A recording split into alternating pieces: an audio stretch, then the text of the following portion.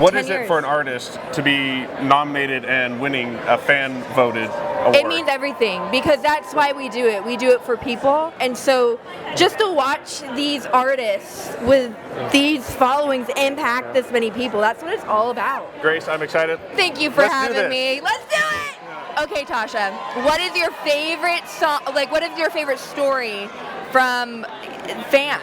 What's one of your favorite stories of how music impacted them? I think the most recent one has been a lady who wrote in. She wrote me a long letter telling me that she heard my songs on the radio, and then she went to look me up and she saw that I had a book, and so she read the book, and then the Lord started dealing with her heart about some things, and then she went to the other book that I wrote about. It's a workbook, and so she went through the workbook, and the Lord is totally changing her life through all of it, and so it makes every bit of it worth it, and that one was really special for me. I want to hear a story about how your music has made an impact on someone. What is your favorite story you've heard so far? We just got off at 30 cities with Casting Crowns, and I think some of the most powerful times is when I would go out at intermission and meet people, and they'd kind of sneak me out, and we'd go out and stand in line, and some of the stories that I've been hearing, I think people are just, they almost need permission to tell their hurt. And so every single night there was always one person that would tell me something like that their gun didn't go off, or that their son just overdosed, or can you pray for me? It's been really powerful. So I want to encourage people to just keep telling their story, because they really matter and their story matters. And there's a lot of freedom. I mean, the blood of the Lamb and the word of our testimony, right? So I'm thankful to be able to be asked to do that by God, and to travel this country and not just be a band, but be a pastor. So. What is your favorite story that you've heard from a fan? There's too many to count. All I know is what's behind me, these people who come in from around the country and around the world, and they come here to say thank you for the songs that have ministered to them. I literally leave weekends like this reminded of why I do what I do, and invigorated and filled with a new passion to go write more songs that are filled with hope, telling people about Jesus, because it matters. You know what I mean? And it's nothing we do, it's how God works through it. And to be a part of that, you get a front row seat to see how God speaks, and I'm thankful for it. So you did a tour with Rachel Lampa not long ago. Yes, sir. What are some of the stories that you've heard from the fans as you were out on the road and as they're singing your songs? Oh man, it's been awesome.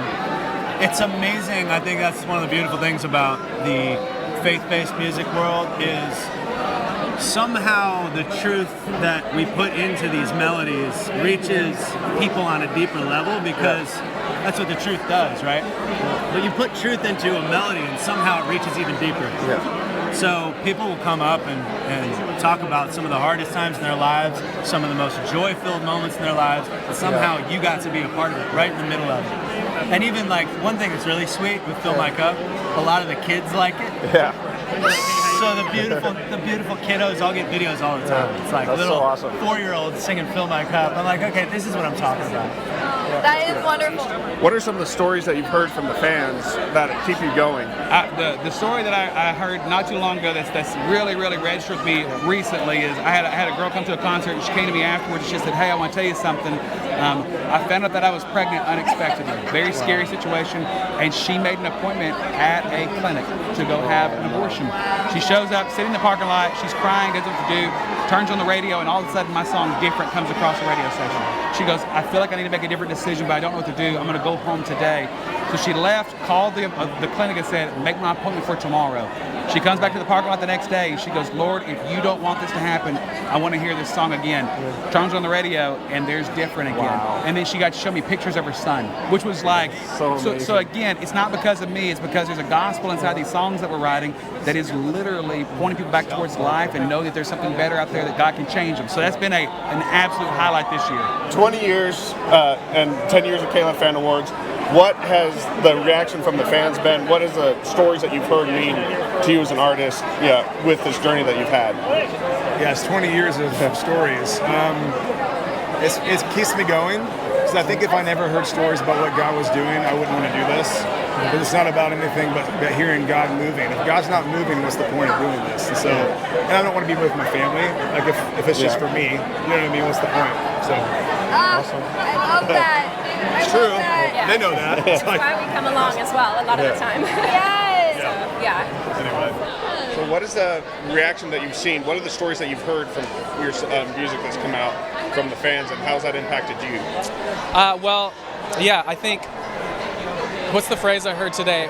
When a songwriter writes a song, it's his song that day, but every other day it's the listeners. I love that. That it's is the so listeners, good. right?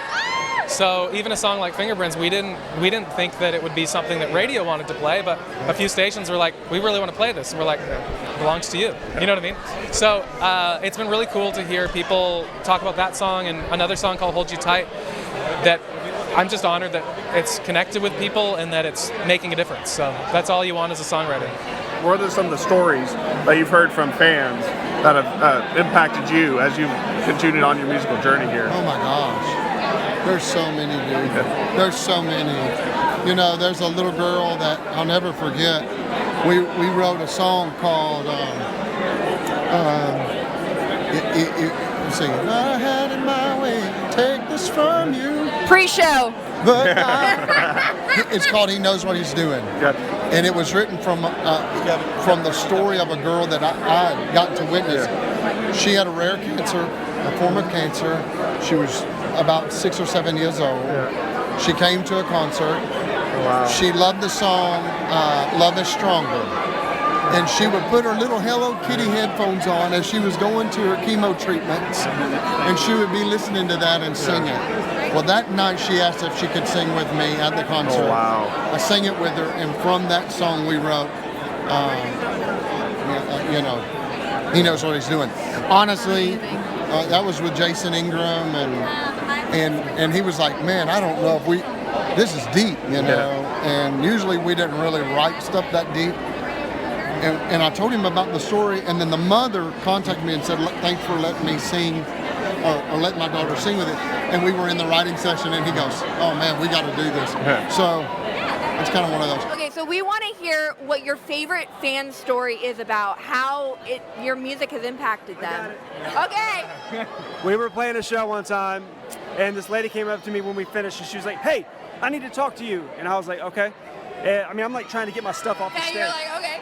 And she was like, hey, I was driving down the road in my Mini Cooper, and your song Holy Water came on the radio, and I turned it up as loud as I could, and I blew the speakers in my Mini Cooper, and I gave my life to Jesus. And I was like, let's go. Okay, I want to know what was one of the first fan stories you ever heard about your music making an impact on them. Oh man, one of the first. Man, it's been a long time. Maybe one of your favorites, even. Yeah, one of my favorites was right when we started playing Imagine Live. I had a dad that was like an old kind of country farmer, and his 3 grown boys all came through the meet and greet line, and his wife, their mother, had passed away, and they had tears in their eyes, and they all came to know Jesus that night. Wow. Thanks to that song, and so it's hard to forget that one. All the others are kind of We've had countless emails of people that have not committed suicide listening to our music. So I love that. Just pull over the side of the road, give their lives to Christ, and yeah. That's what Christian music did for me, so I love that. That is amazing. I want to know, what was the first fan story that you heard? Okay, first fan story. Amazing. So I'm the guy that I love reading everything to the best of my ability, and for as long as I can, I love reading and replying myself. And so someone told me once that Brighter Days is how they take their kids to school. Oh, wow. And when their daughter's crying, she puts it on, and then, just the kid just starts singing the song. And that was way back when the song first came out. That was one of the sweetest stories, and I thought, if I get to do that, when kids love what you do, nothing else matters, because they don't have the social awareness to lie. And if they don't like it, they'll be like, no, turn it off, right? So when kids love what you do, it's so genuine and so true, and that means the world to me. Well, you know why? Because you are genuine and true, and we're so excited for you. What was like one of the first fan stories you got to hear? Oh my goodness. That's a great question. I'm not sure. I mean, I've done music before I released this solo record. Yeah. And so, oh my goodness, I'm trying to think of a specific one. What has been amazing, say on a song like So Will I, I've had a lot of people kind of respond in certain ways. I guess one that comes to mind, there was this lady that had really struggled with alcohol for a long time, and she called me saying like it was in that song that she was kind of find the strength to become sober. So that felt really special to me, and I got to meet her, and that was really nice. But yeah, it's such a big part of, I guess, what we get to do, that people would find hope in these songs enough to make a tangible change in their lives. Yeah. Like that's kind of cool. Joey Tran. Yes. Man, New release. the one, the only. Oh, yes. So we're here at the red carpet, and we are just loving it.